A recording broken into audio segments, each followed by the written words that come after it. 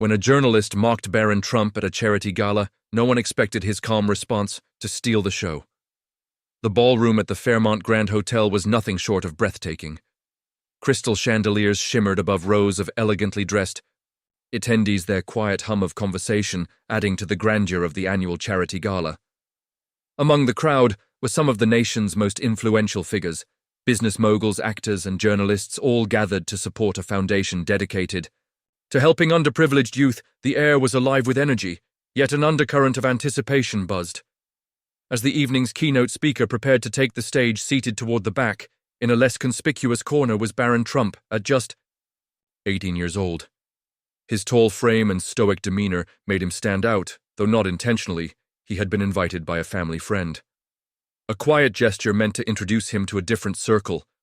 Unlike many attendees who thrived in the spotlight, Barron seemed content to observe, his piercing blue eyes scanning the room with a calmness that belied his age. The gala had been moving along smoothly. A string quartet played softly in the background as waitstaff glided through the room serving.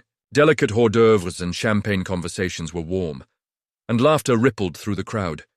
Yet as the night progressed, it became clear that the highlight everyone was waiting for was the speech the journalist, a celebrated figure in liberal media circles, had been announced weeks earlier as the evening's keynote speaker. Known for their sharp wit and unapologetic opinions, they were revered by some and criticized by others for their fiery rhetoric. Tonight they promised to deliver an address that would challenge perspectives and ignite thought.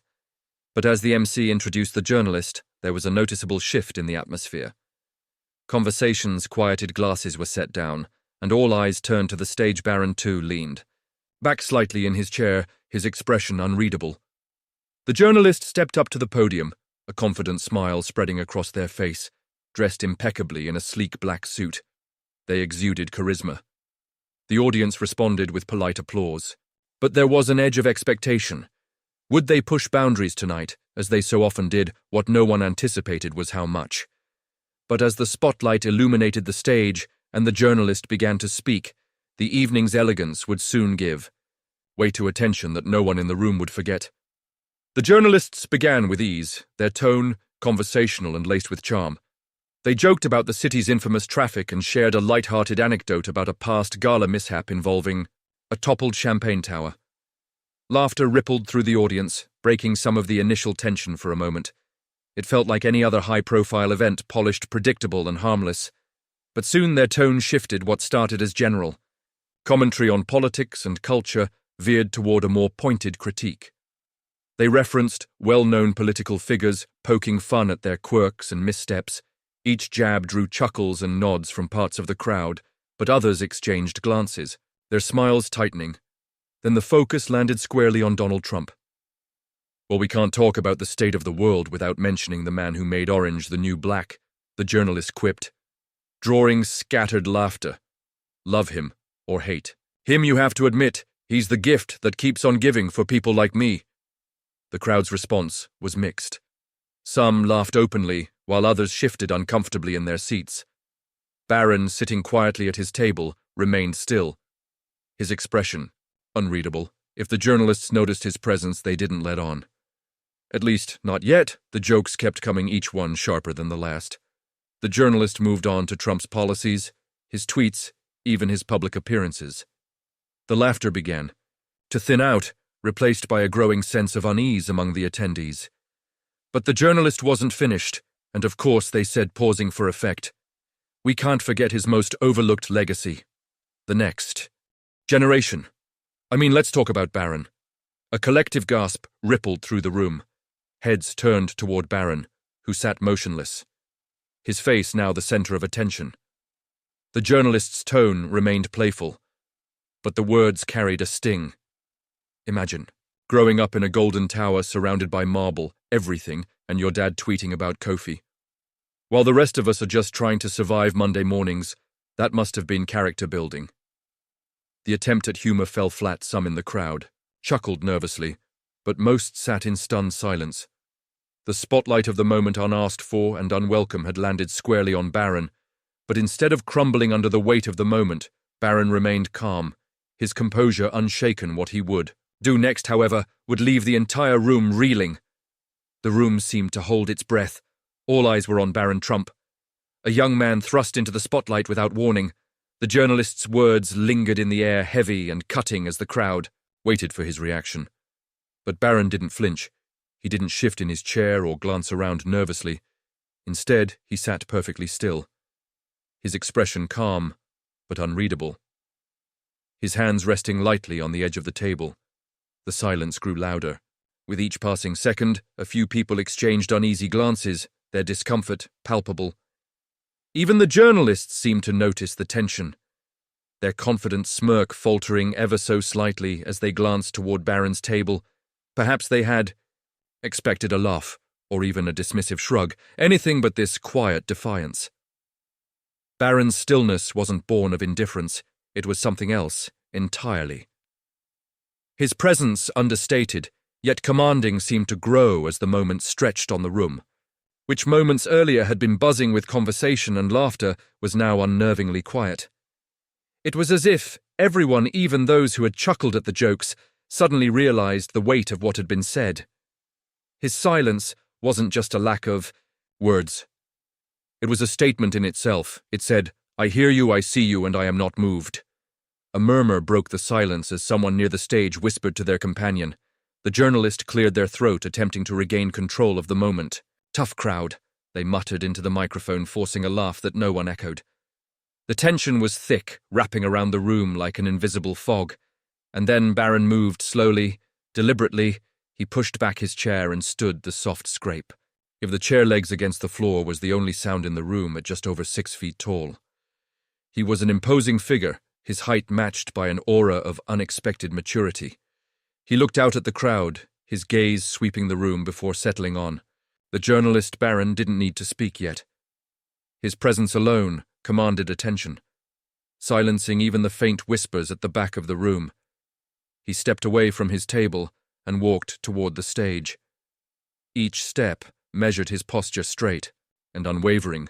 The journalist froze, their earlier confidence evaporating as Barron approached the crowd, watched their eyes wide with a mix of anticipation and disbelief.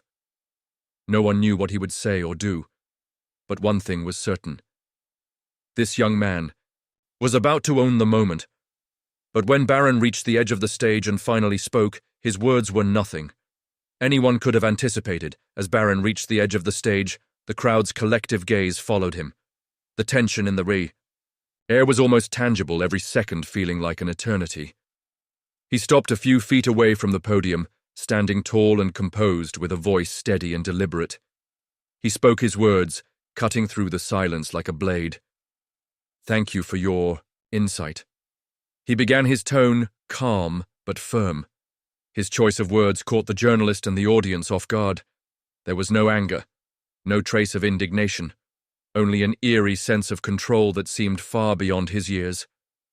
"I've grown up watching people make assumptions about me, my family, and my life," Barron continued, his eyes fixed on the journalist. "It's almost become a game to some, a way to fill in the gaps.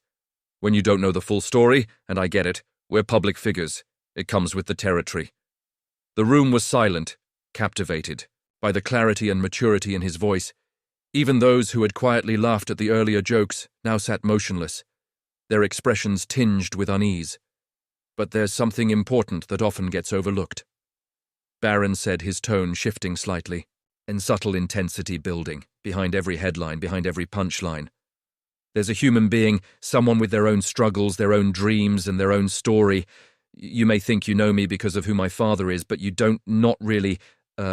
The journalist, who had been gripping the edge of the podium, now seemed visibly uncomfortable.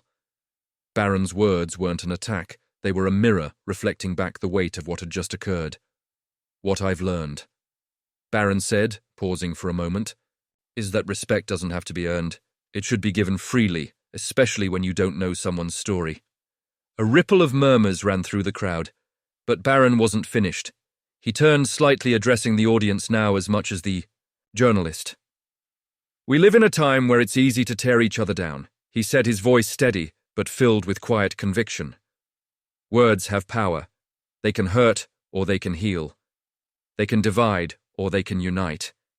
And I think we could all use a little more of the latter." The audience was spellbound. Barron's words, spoken with a calm resolve, carried a weight that seemed to transcend his age. It was clear that he wasn't just responding to a moment, he was speaking to something much larger.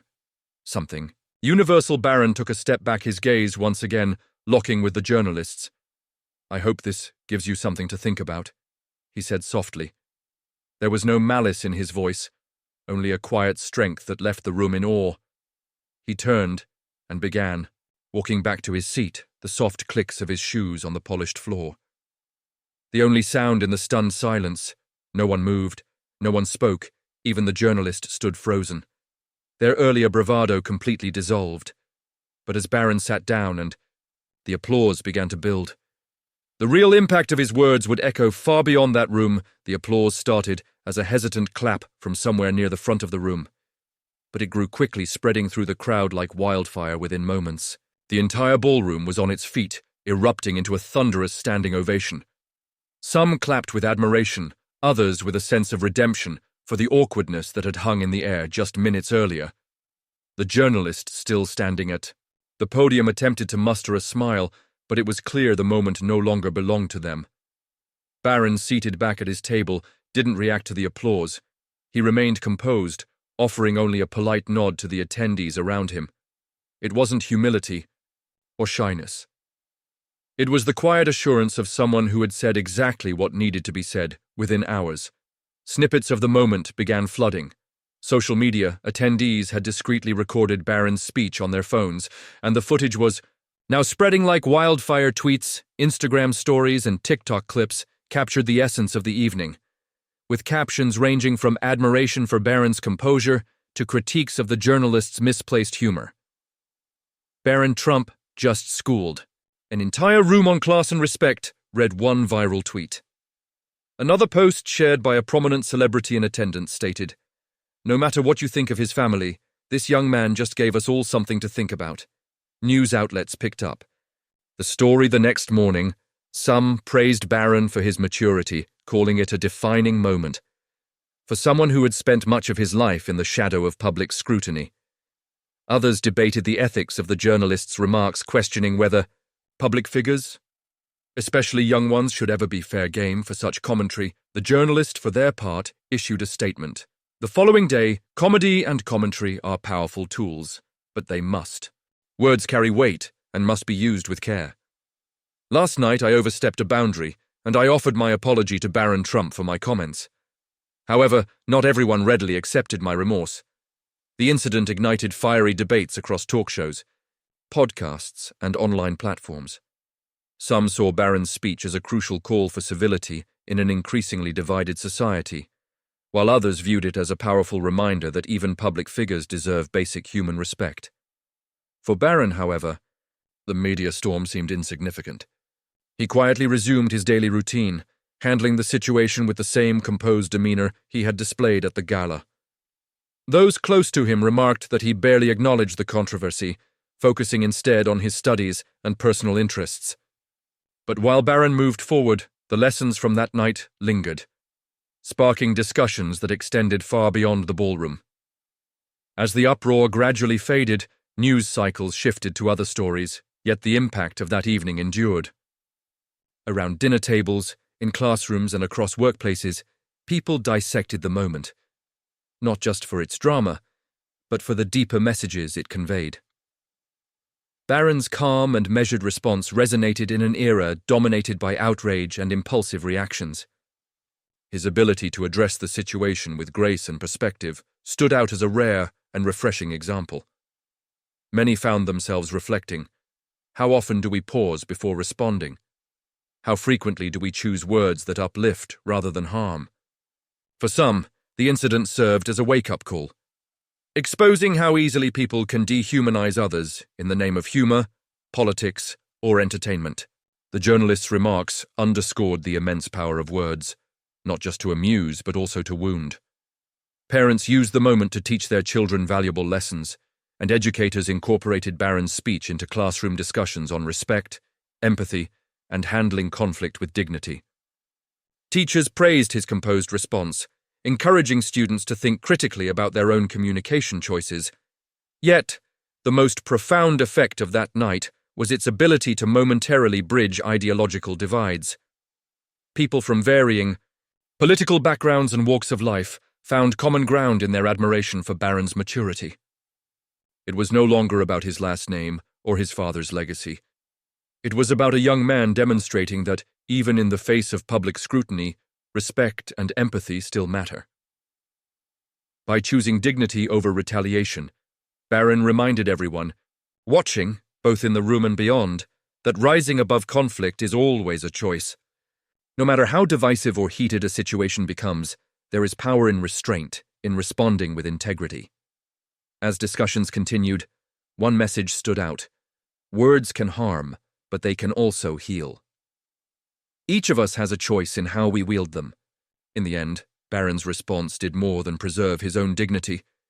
It sparked a collective moment of introspection, proving that even in a world driven by conflict, respect remains a force for change.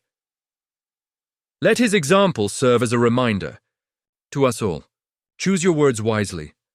Whether speaking to a friend, a stranger, or even someone you disagree with, let respect and empathy guide you. If this story moved you, don't forget to subscribe for more real-life moments that challenge and inspire us to be better. Let's keep the conversation alive.